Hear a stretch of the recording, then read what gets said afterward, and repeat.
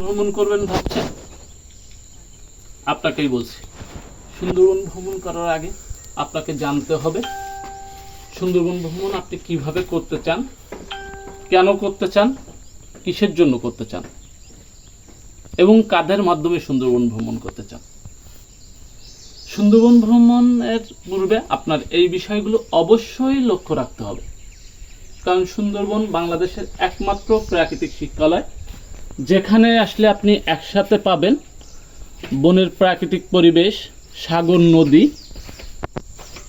এবং বন্য প্রাণীর সাথে সময় কাটানোর সুযোগ।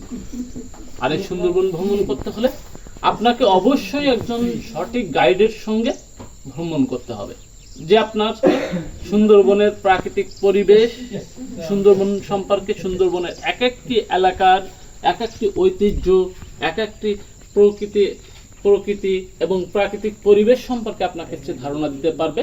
তার সাথে অবশ্যই আপনাকে সুন্দরবন ভ্রমণ করতে হবে। এরপরে আসুন, আপনি সুন্দরবন কিভাবে ভ্রমণ করবেন।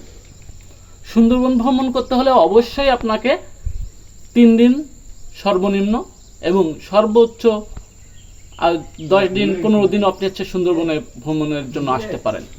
কারণ কি, সুন্দরবনটা হচ্ছে নিরিবিলি পরিবেশে ভ্রমণ করার জায়গা। আর এর জন্যই আমি আপনাকে বলছি, সুন্দরবন ভ্রমণ করতে হলে এবার আপনি কোন সময়টাকে বেছে নেবেন। আমরা সাধারণত বাংলাদেশের মানুষ যারা রয়েছি, শুক্র, শনি, রবিবার ভ্রমণ প্রিয় হয়ে থাকে, কিন্তু আমি আপনাকে বলছি সুন্দরবনে আপনি ভ্রমণ করতে হলে শুক্র, শনি, রবিবারটাকে বাদ দিবেন। কারণ এই 3 দিনে বনের প্রাকৃতিক পরিবেশের চেয়ে মানুষের সংখ্যাধিক্য থাকে বেশি যে সমস্ত ভ্রমণ স্পটগুলোতে আমরা আসি। কারণ তখন সবাই মনে করে যে এই সময়টা আমার সময় রয়েছে, এজন্য আমি বলি যে ছুটি নিয়ে সুন্দরবন ভ্রমণ করুন, ছুটিতে নয়।